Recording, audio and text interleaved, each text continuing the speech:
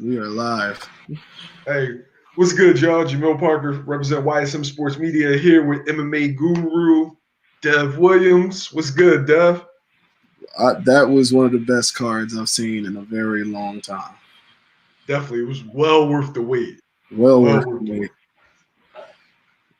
Where you want to start? God damn, there's so many fights, especially that last one, obviously. All right, we got to start with.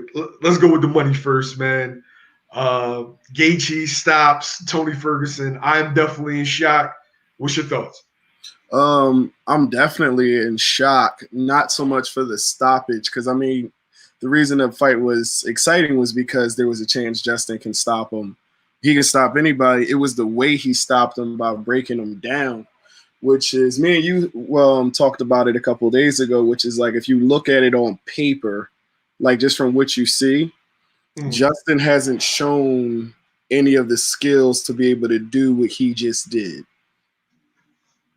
He's been shown to throw himself against the wave, and though he has shown that he's been calmer in his last couple fights, he clipped a Barboza who was on his way out. He clipped Vic, who's been knocked out like 6 times.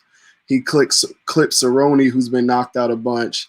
And the 2 bigger fights he was in against Poirier and Eddie Alvarez, he got outfought in 3-round fights. So it was hard for me to accept a game plan just on paper that he was going to bring something that Tony hasn't seen and wouldn't be able to handle.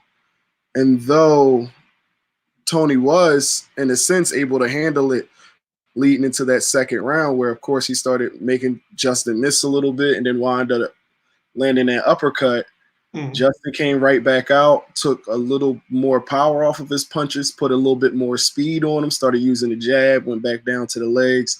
Tony's shin was bleeding at the end of the fight from those kicks. That is insane. And this takes nothing away from Tony. I mean, Tony just proved that he is just tough beyond measure because he didn't lay down. His body just essentially started giving out. Like, both of your eyes are closed, your nose is facing 2 different directions, which was crazy.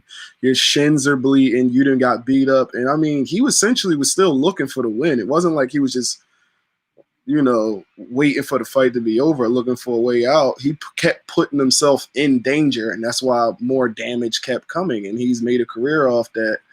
Justin was just smart, and whenever those exchanges started looking a little hairy, you saw him back out, circle back around to the center, and then go right back to the game plan. And that proves something that, we coach at my gym, and I know Mike Melvin and Paul Kroll, that something that Mike's known me for a while, and since I was a baby essentially, and something he always told me is that if you got power, one thing you don't need to do is prove it.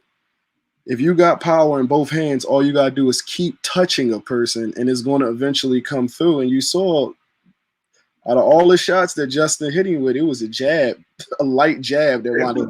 It was a jab that folded him up. Yo, I am really impressed, number one, with the durability of both fighters. Both fighters. Because though it was a one-sided fight, but it was, again, he did not fight a bad Tony, because Tony was hitting him with some shit. See, okay, so it was a one-sided fight. At the same time, it wasn't, because each round was competitive. Yeah, it's a one-sided. He was hitting Justin with some shit.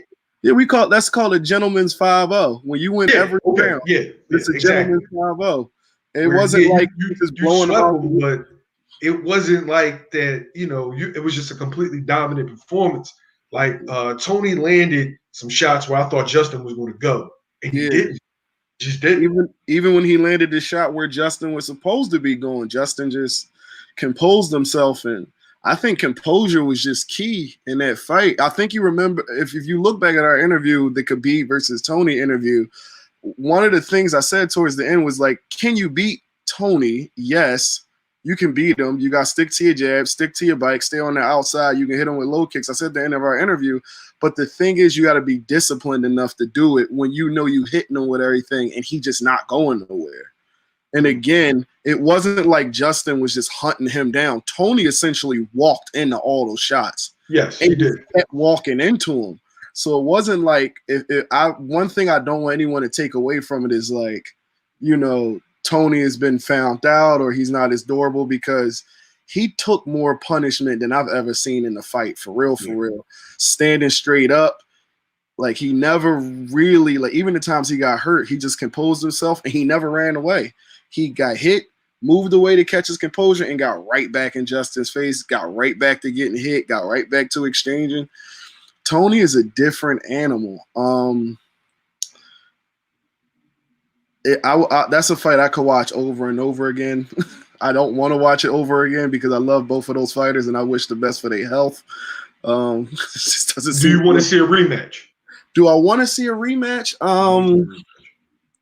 I would love to see a rematch, to tell you the honest truth. I think this was a fight where, again, we didn't get a bad Tony. Justin rose to the occasion.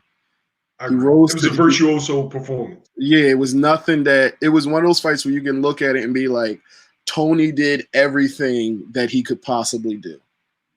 He did everything he could possibly do. No one can take that away from him. He kept looking for the fight. He landed, you know, close to the most fight-ending shot. We talking about just like visuals. Like, yes, he got hit with some big shots, but who took like the hardest shot?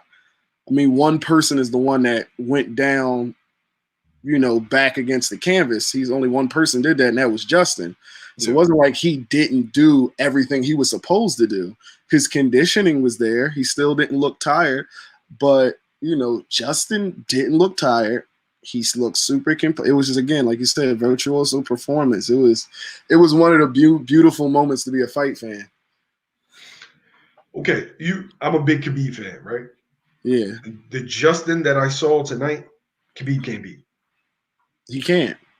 He can't. And one of the big arguments in the MMA community was the only two that you'll ever hear. You can go across the web, you can talk to coaches. The only two that's ever been, you know, even speculated to be able to beat Khabib, obviously Tony for all the reasons that I've listed, everyone else have listed. But Justin, because of his incredible takedown defense, number one, people forget how amazing of a wrestler he is.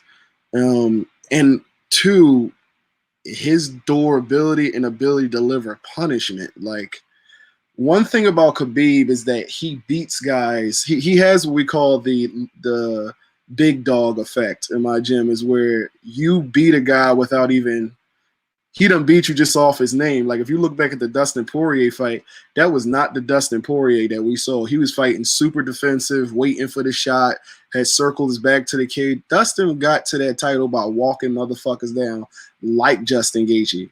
Dustin got to the title by outfighting Max Holloway and Justin Gaethje. I want you to remember, he got to the title by outfighting Max Holloway and Justin Gaethje, people who you just don't outfight, especially in the Max Holloway fight, where he said at the end of the third round, he didn't know what was going on. He felt the fight slipping away. He thought he was going to get finished, and he just said, I'm going to go out before, you know, I get laid down, but before I give the fight up. And yet when Khabib came at him, Khabib literally was throwing bullshit, and Dustin didn't even try to counter. He was just waiting for that shot. When you got guys like a Tony Ferguson and a Justin Gaethje that really don't give a fuck about that shot, the whole fight changes. The whole fight changes when they don't care about the shot. You know, for one, it's going to be hard for you to get the shot on them, even if you get there. And you got to do it every round against guys with real knockout power that, again, don't care. You can beat a guy with knockout power. No, so look, this thing about Khabib, and I'm a Khabib fan. I study him. One thing about when you take a guy down and start mauling him is that he starts worrying, if I sit down on this shot and I start missing, am I getting taken down again? Guys like from the conversation that we had, now I see the things. Mind you, I'm a big Khabib fan, but I see the things that you highlighted in Tony that would make him a difficult fight. The motor is what I noticed. Said even that Justin's getting the best of him. Like, Justin was landing some heavy shots. Like, Justin's a very stout fighter. Yeah, and up top and down low. It wasn't like strong. Top to bottom, legs, everything. He's real strong. And Tony pressed him. Yeah. And if Justin hadn't been so patient, hadn't been, just so calm, disciplined and composed. It could have went another way. So that pace alone. Now I can see some adjustments that Tony can make to where as though, okay, you don't press him every time. You press him. That wouldn't make him Tony though. That wouldn't make him Tony though. So that's a hard sell. I think in a fight like that, again, there was nothing Tony could have did on the night because it was Justin Gaethje's night. This was his breakout performance, highlight of his career. One thing that I would have liked to see from Tony that I know he can do is I would have liked to see him impose his size a little bit more. And what I mean by that is, okay, on the end of the punch and the kick that he's getting there a little quicker. So kind of going that old Randy Couture route, which is just lean on his arms, clinch him up a little bit. You got long arms. You're great in the clinch. And even if you're not taking him down, you're just making him work. And a lot of his finishes, he does start doing it. He clinches guys. He puts them in a full plum with the Muay Thai clinch for guys who might not know what that is. He uses that a lot more. I think Gaethje's left hook took away a lot of those entries where he wanted to grab, but every time he got close and his right hand dropped or like moved out of the way, even when he went to feint, because a lot of guys will bite off of Tony's feints. Even when he feinted, Justin was letting that left hook go. He was letting Tony know, if you step forward, you catching some shit and you gonna catch it all night. And you saw, he missed a couple times big, but those big misses was just letting Tony know that, can Tony take it? Absolutely, but I don't care who you are. You just can't keep getting hit with those. You can't keep getting the leg kicks too, man. Oh, yeah, it was just everywhere. Everywhere. And I mean, again, more props to Justin because, I mean, after the third round, you see him moving around with his mouth wide open. That was just grit. He did not come there to lose that fight. That was a beautiful fight. But yeah, I would have liked to see him not so much switch up his style, but use maybe different tactics that I know he has in his arsenal. Like we talked on the phone, I think it was a day ago or two, it was like, it's going to be a kickboxing match. Like, it's not going to be an MMA fight. It's going to be a kickboxing match. And that's essentially what it was. I wish Tony would have turned it more into an MMA contest. And I think just that, plus his pace and the unpredictability, him just adding that clinch. But again, he's not a guy to try to stall or tactics his way to a win. He just goes out there and does what he does. So it's hard for us to say this. We're saying it all in hindsight because he lost. Because if he'd have did all that, caught Justin at the end of the fifth round with some crazy shit, would have been like, yeah, Tony just going to keep doing Tony and keep winning. So I don't know. I would like to see the fight again and see if he could show some of the skills he has displayed in the past.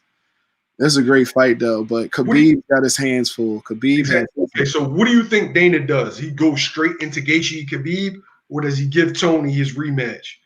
The question is, and I love the fight because what we saw Justin do to Tony, we're going to have to see Khabib do to Justin.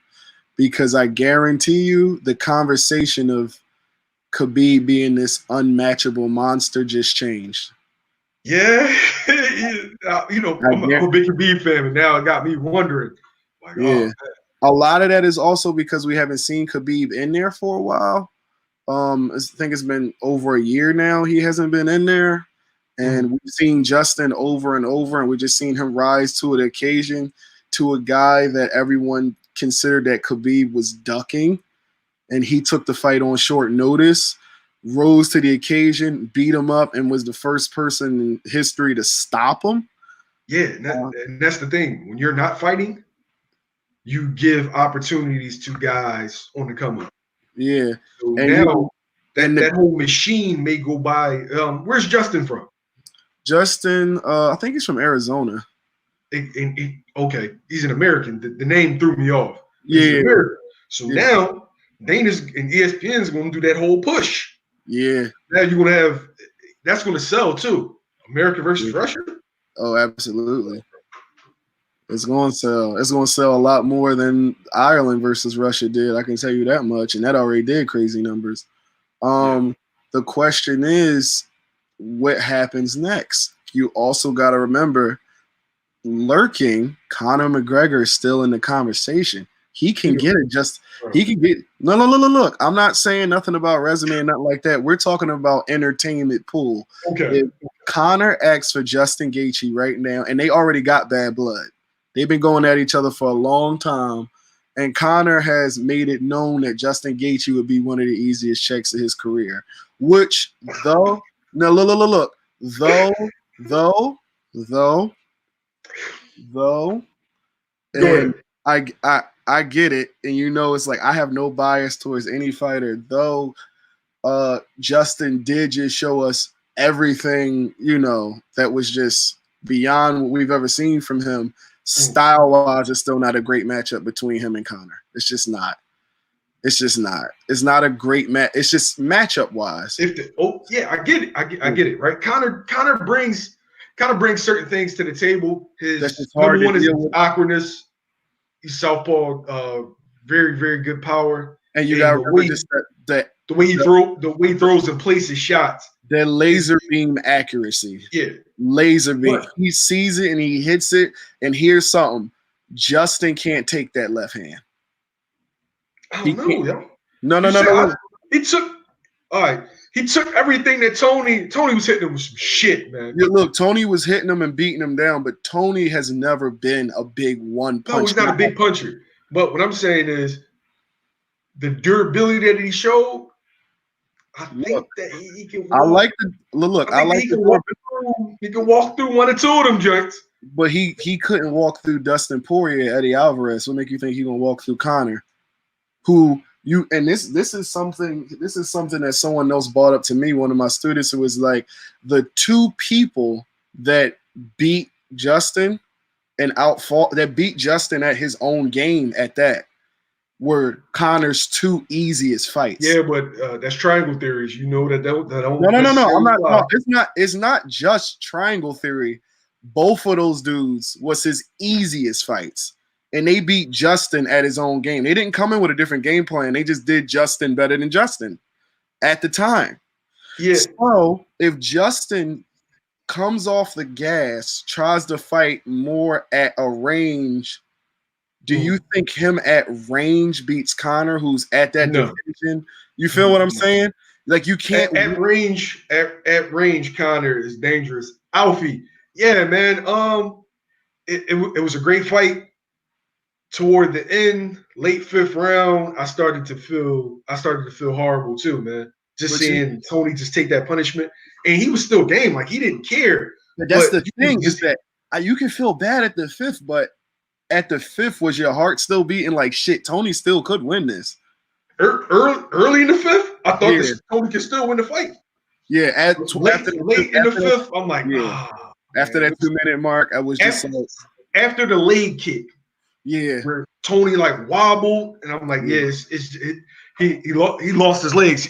They're not under him right now, which is crazy because the round beforehand he did the Street Fighter leg sweep. What do they call that? The Mary? What is it? I don't know what the fuck that's called. That's called going on. That's called YouTube. That's called. You got YouTube. No, what? It was a move that he tried. What is it? The Mariota? I can't remember. What did he say? What, the Eminari roll? Yeah, Eminari. I'm sorry. Yeah. Dev is the MMA guru, not me. I do boxing. But the Eminari. Yo, that was. I've never seen that in a fight. The Eminari roll? Yeah. Well, I mean, he missed it, but yeah, he's hit it before. The Eminari roll is something really hard to hit. You got to time it real well. You got to be ridiculous at doing it. It's one of those things, like, it's a Hail Mary.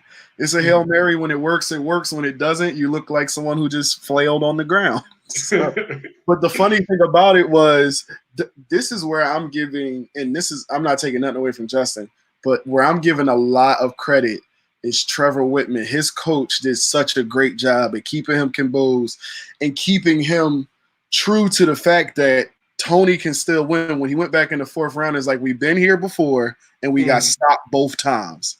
Yeah, I remember his trainer saying that. He was like, keep last time you. So that is an amazing.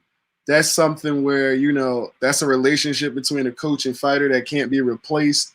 That's some where you can be honest in the corner like that. But the funny thing about that was he was like, he's going to come out swinging and he's going to do that Minari roll. So watch out for it. Yeah. Alfie, Dev, Alfie wants to see Diaz versus Ferguson, and the winner would fight Gaethje versus Khabib. The winner wouldn't fight Gaethje versus Khabib. No, I'm saying that's what he would want to see. Yeah. What's your thoughts on the matchup? So Nate versus Tony is something that a lot of people wanted to see. The only problem with Nate versus Tony is this. This is not the same Nate Diaz that was on his way up, you know, when he fought Conor. That's not the same Nate Diaz. They even fought Ben Henderson. The Nate Diaz that fought both Jorge Masvidal and Anthony Pettis showed that he's what we call either past his prime or he's done with the sport. You know, he's only in it for money fights at this point. Winning or losing something he don't really care about. He just wants to go out there and fight, and he knows he can take a shot and give a shot. That's normally what we see from fighters on their way out when they know they can't get a title. So I don't think that a Nate Diaz with that kind of mindset is going to be able to beat Tony. The advantage that the Diaz brothers have with the cardio, you're not going to have against Tony. Tony hits harder. He actually does do everything that Nate hasn't shown a response for, which is, of course, the leg kicks. He kicks a lot. Nate's never had a response to it. Nate can't take Tony down. It's a great fight because of how tough they are, but honestly, I just see it being a shutout. I don't think it will be really competitive. It'll be exciting, but it's not going to be competitive at all. After me watching the Masvidal fight, I think you're right. Yeah, Alfie Diaz don't care about his record no more. The thing that happened in Nate is that big money fight with Conor. Once you get a taste of big money, that's the only fight you want. You just want big money fights. Whether you win or lose, you don't care. You just want the money guy. Especially when you know the title's kind of out of the picture. I mean, you had a couple title shots. You lost. They were boring decisions, but it is what it is. I think a fight between, if Tony moved up to 170, I think a fight between Nick and Tony would be great. Because the difference between Nick and Nate is that Nick does not like to lose at all. He hates losing. And I mean, he's a guy that when Nick shows up, he's going to show up. He ain't going to lay down. He's not going to play with nobody. He's going to come, and you got to come with a game plan to beat Nick. No one's gone out there and just like beat Nick up since his early career against Jeremy Jackson. That's how long ago that shit was, where he got like just came out and somebody just stormed through him. Nick is a problem. He can come back to. I want to see Nick come back and fight Jorge Masvidal. That's a fight. They got some blood on it. Nick is, you know, a little bigger than Nate, where he can match, you know, Masvidal's size a little bit.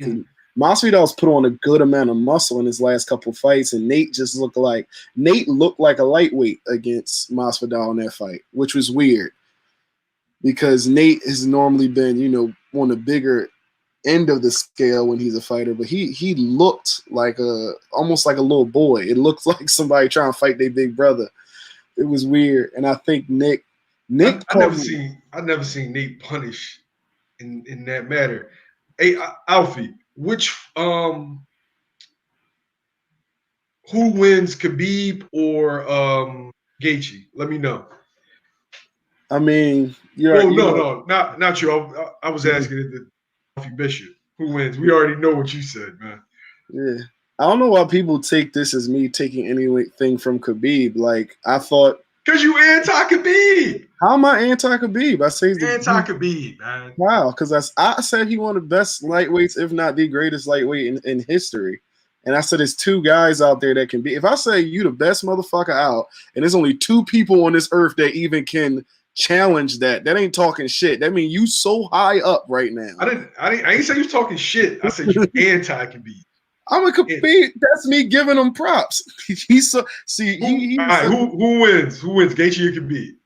I mean, like I said, those were the two guys I've always said gives him issues. Those are the only two guys I thought give him issues. I think tonight they proved that even Tony Ferguson in loss proves he'll give. Like you said, you saw that Khabib got his hands full with either one of them. And now Justin shown he got the cardio. Shit. Yo, I don't know what Justin was doing. It might have been one of them situations where he kind of had an inkling, because promoters will let you know that it's not looking good for like Khabib. This may go bad. Stay ready. And he might be just in the gym where we think it was a short notice, but no, he was prepared. So he came out recently in one of his interviews. It wasn't like a big interview; it was a smaller one. And he was saying how he was pissed at Dana White because he didn't know anything about the first fight, but he took it. He told Dana never to offer him short fights because he doesn't like them. Then the fight gets canceled, and he found out online that he was fighting again. He didn't even know. No one told him. So, yo, that's crazy. Yeah. Are you serious? Yeah, no one told him. That's crazy. He found out that it was announced. Someone texted him, was like, "Oh, I didn't know you were still fighting," and he called Dana pissed because he's like, "Dude, I've been eating pizza and chilling." Yo, so he did that? That performance off of eating pizza and chilling? Well, I mean, it was like a week in between him starting to get ready, taking a week off, and then having 3 more weeks. But still, it's like, but still, that like that in itself. Yeah, Justin, that's crazy. Hey, Dev, Alfie says he thinks Khabib wins against Gaethje. He said Khabib's already beaten Poirier and dominated Conor. Why do you hate Khabib? Hey, Alfie, I don't know, man. I don't know. The Gaethje that I saw tonight, I think he beats Khabib, yo. Look, so I get a lot of what people are going to say right now is, recency bias. Like, we just saw a great performance. We haven't seen Khabib fight in a while. So, yeah, right now it feels a little different. But, I mean, just from the standpoint of this, has Khabib ever beaten anybody as good as Tony? Well, it's not even so much as good as, because, one person to say Tony's like a combat genius, another person to say he's a sloppy dude with a good chin. It's about how you look at him. I think Khabib's beaten great guys. I'm not taking nothing away from him. Like, he beat a Barboza. He beat Conor, who can arguably beat both Tony and Gaethje. It's just styles make fights. People forget that, especially in MMA. It's like that stands true in boxing, that styles make fights, but especially in MMA. Because if you give the best strike, if you put Francis Ngannou in there with DC and everyone's head, Francis Ngannou should win, but we all know DC gonna get a grip of that motherfucker, and it's gonna be night-night. He gonna do him just like he did. Yo, I want to talk to you about that fight. First, you always call him the Deontay Wilder of MMA, right? I always called him that shit. Okay, so what I noticed, number one, he barely grazed him with that left hook, and he barely grazed him, and sent them on Queer Street, right? Yeah. The thing is, like you said with DC, he's like, dude, sloppy. Ngannou was sloppy. Yo, he missed 3 punches severely with his chin straight up in the air. His chin straight up in the air. Yeah, His chin up, chest forward. So it wasn't like his chin was up and he was sitting down. He was standing straight up. Yes. And you know what Ngannou knows is that he can take a shot and you can't take his. So he's willing to throw himself against the wave like that, and that's hard to deal with. I was on the phone with my boy Albie, one of my assistant coaches, my assistant striking coaches, and one thing that we always say, and he has like, I think you might have met Albie. He's got like a couple guys that was in the Golden Gloves. None of them lost. They beat the shit out of everybody. But one of the things he always coaches is that guys who are awkward and who have power are the worst ones to fight, because you don't know where it's coming from, and they're going to provide you with opportunities where you think you're good. You think that you're good because you're going to land, but that gambit. That's what he calls it. He's like that gambit of that when you land 3 or 4 times and they lay on once, they're willing to bet on that gambit. And a lot of the times they win. So when you see him rushing forward, if you look at that, Rosenstraight actually caught him on the way in before that left hook landed. He stepped back, threw a right hook, and caught Ngannou. Ngannou just ate it and threw a left hook behind it. Yeah, they both were severely off balance. So when he caught him, it didn't even land flush because he's sitting there, he's backing up. Did you see his face? His face was like, holy shit, this thing is coming at me right now. I got to do something. And it's like, you can't think like that when that, like you saw the same thing against Cain Velasquez was when he fought him. And obviously the whole thing with Cain's knee blowing out on that shot was a real thing. But it's like when he came at Cain has fought in Brock Lesnar. He fought everybody. Cain is arguably the best heavyweight of all time outside of Stipe. And when Francis rushed at him, all he could do was duck his head and try to hold on to something. That's all you can do. Like, it's a weird thing. The only person we saw handle it well was Stipe, and even Stipe got caught twice. Hey, Dev, Alfie's asking, what did you think about Cejudo versus Dominic Cruz? So here's the thing about the Cejudo versus Dominic Cruz. Actually, leading up to the fight on my Instagram, I had just been like posting both of these fights because these are two of the best competitors. Oh, tell them where to find you too. You can find me at 215_ on everything, and we do music and punching people in the head. That's a good combination. So, it is a good combination. I'm good at very few things. But about the Cejudo Cruz fight, this was a story going into it, which is like these are two of the best competitors, not so much like technical fighters, because they both have holes, but they both are, I'm not saying they're technically bad at all. Obviously, they're elites, but it's just like mindset-wise, Cejudo with just that championship mindset. Like he rises to the occasion, and Dominic Cruz, somebody who's just like, who does not believe in ring rust, and he did not look rusty tonight. He looked like the same Dominic Cruz I've seen. That fight went how I thought it was going to go. I thought it was going to be a match of Cejudo coming out early with the leg kicks. I didn't think Cejudo would be able to, get Dominic down any more than once, because I'm like, he might catch him in combination with it, but I don't think he'll be able to shoot in on Dominic. And the question was Dominic going to be able to find the straight punches before he can kick, or was Cejudo going to be able to keep kicking and racking up enough points on rounds? That was the battle. As you saw, that Dominic started landing punches. Wasn't like a whole bunch, but he started landing punches. He wasn't getting taken down. He started creating opportunities for himself. And that was the thing. Right when he got into that momentum, the knee came in a punching swarm. Now, because I'm still a fighter, I get where Dominic is coming from, where it's like, you want to go out, especially if you know you got a chin. It's again, I get it. He landed like nine punches. I'm also a coach, so I get the referees part. If I'm on, so I'll give you a little background about me. I've been fighting for 17 years. I've lost twice in 17 years. I lost one on decision, and I got TKO'd my last time out.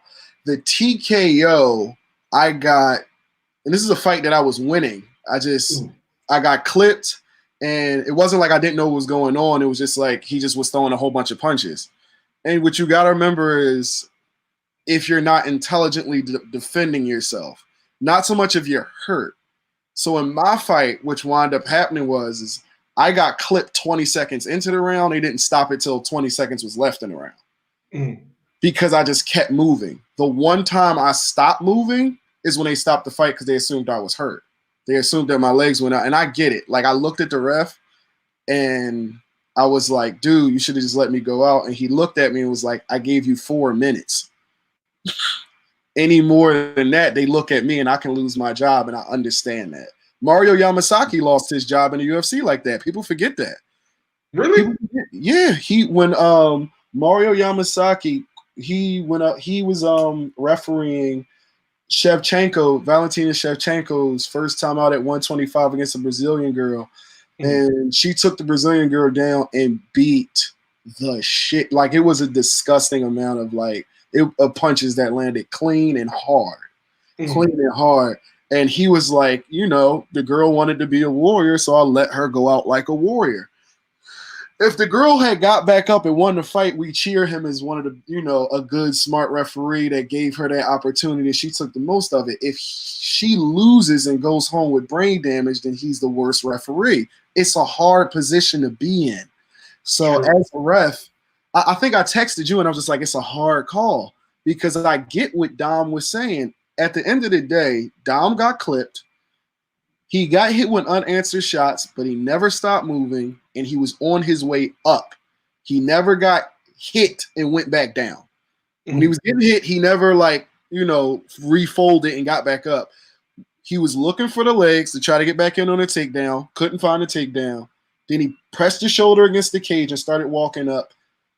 They stopped the fight, and then afterwards, he's walking around okay. We didn't see him stumble after the fight. He was fine in the interview after the fight. So it's a hard call. I'm not on there. I can't hear those shots landing. I can't, actually looking back at the slow-mo, a good amount of those shots were actually like wrist to the neck. The fist didn't really connect, like full on and shit. I'm saying it's like, I can look at it from that perspective, or I can look at it like it's the dude hurt and another dude is on top of him, hitting them a whole bunch of times. And it was the fact that majority of them was unanswered. Like, it was what would you say, from between 8 to 10 unanswered? Easily. Could have been even maybe one or two more. And don't think that the pressure and the criticism of the actual event going on played a role in the stoppage, Alfie, too. Yeah. So they probably, were just being more cautious, being that the whole world's eyes are on this event, because this is the only event. The only event that's going on. He said he stayed up to 6 a.m. for this card. Wow, man. That's dedication, Alfie. Look. You got your money's worth. You got your money's worth. Yo, he Dana did a good job, man. Greg Hardy's better than what I thought. He's learning. He's definitely better than I thought. You made a point about the heavyweight division and how it's easy to get into. Touch on that real fast before we go. So with the heavyweight division, this isn't me taking away from heavyweights, but heavyweight in every sport has always been the least amount of skill, but the most amount of risk. Like, you look at all of if you look at a heavyweight, the greatest heavyweight champion, and compare his skills to the best lightweight champion in every sport, 9 times out of 10, the skill difference is going to be night and day. So when you look at just the dynamic of it, it becomes less skill and more risk. Now, if you can manage risk, then your skill becomes like a Stipe Miocic or DC, where you can manage risk, still have enough power to keep these guys off you, and you got the skills, you rise to the top quick. But if you got, that Dedham type power and you could take a shot, shit, you in the conversation already. Look at fucking Francis Ngannou. Who's going to tell me that he's some technical heavyweight? I just watched him beat a top 10, the ranked number 6 guy. I'm looking at it right now. A guy ranked number 6. He beat a guy by just literally running at him, shoulder square, chest forward, chin up. And just all right, miss. So, I'm going to hit you eventually. That's what that was. But look, if you look at that and then look at Greg Hardy's performance, you can argue that Greg Hardy is more technical than Ngannou. Yeah. So that's what I'm saying about the skill jumps. And can a Greg Hardy deal with a DC or No. a Miocic, absolutely not. He'll get stomped. It just shows the level of athlete that Greg Hardy is. It's like Greg Hardy would have been training, ever since a teenager. Like this is his secondary career. Like he was very successful in the first one. He was successful in the first one. Secondary career later on in life too. Yeah, later in life. It wasn't like he switched over at 26. Like, nah. And they're giving him the push because he already has name recognition. You already got a name, and it's a controversial name too. Yeah, true. It's a controversial name too, and nothing sells better than controversy. And that's the one thing that I give Dana props is Dana lures guys from other sport into his, and he's essentially opening his sport up to more fans because now you got NFL guys that never was into UFC that's going to take a look, and then with Brock Lesnar, you got UFC guys, CM Punk. You got WWE guys that's coming over to see if their guy can really fight and how their guy stands up against these so-called tough guys. Yeah, so it's just brilliant marketing. It's very much similar, and I heard this in another interview by John McCarthy to what Vince McMahon used to do. Vince McMahon would get entertainers from other things, bring them into these wrestling. You look at what Dana White is doing, he's mimicking Vince McMahon. The only difference is that this is as real as it's going to get. Yeah. So all the things that made the WWE successful, he can double up on it by like, no, those dudes can't really fight. These is real fights you see with guys. Sure. And you can take any athlete with, any athletic talent. They ain't got to be a good fighter. Any athletic talent. Put him in the, if he has the athletic talent and he has the discipline to sit for 2 years, really learn some fundamental skills at a good camp, he gets built up for, another 2 years, he could be in the UFC. It don't take a whole bunch. The UFC is open to, they open to guys, period. Like it's not super hard to get into the UFC. It's just hard to stay there because once you're there, it's murderer's row. Unless Dana like you and wants to build you up. That's another thing. It's like if you look at even if he wants to build you up, you can get your ass whipped like Kimbo Slice. Yeah, like he could have fucked up this fight, and that little fat boy that he fought could have clipped him. Yeah. Because the dude before he hurt his foot was whooping that ass. he was giving him the front leg clip.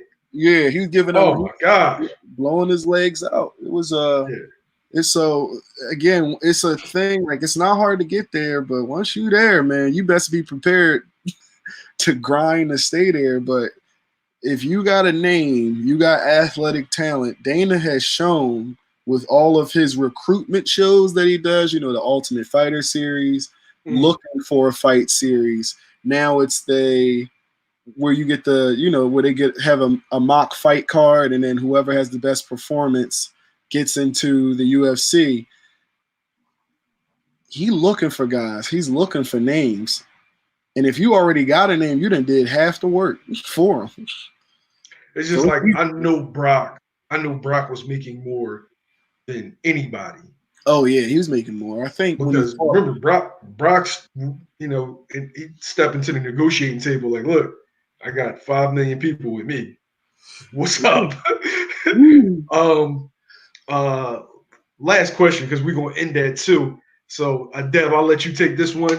What do you think next is? What do you think next for Tony?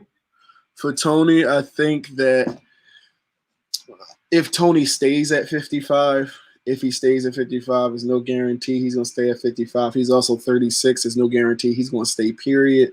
The Justin Gaethje loss isn't, going to be big to contribute to him, like, retiring if he chooses to do so.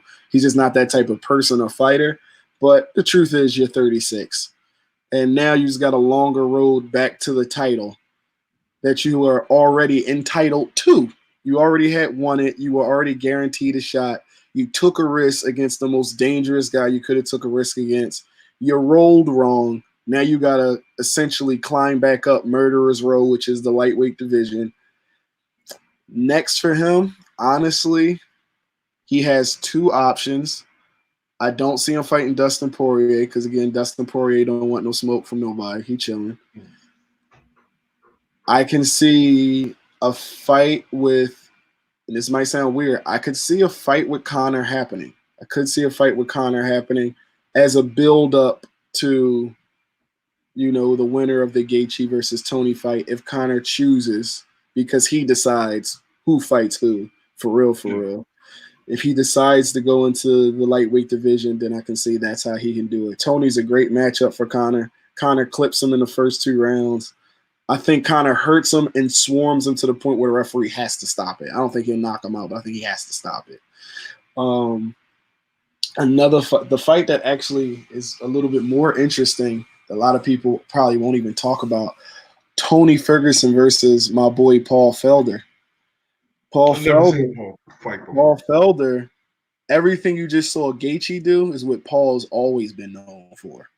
That's how he got into the UFC. That's how he stayed into the conversation. And in the, you know, essentially the contender eliminator, which was him versus Dan Hooker over in Uckland, and Dan Hooker's right there, because Dan Hooker, if Khabib falls out, Hooker steps in for the title shot. Let's just put it that way. He's next in line. Outside of this, I can see Tony taking on Paul Felder. They both coming off of contender losses, essentially. They both are, you know, up there in age, but they both can beat most of these guys.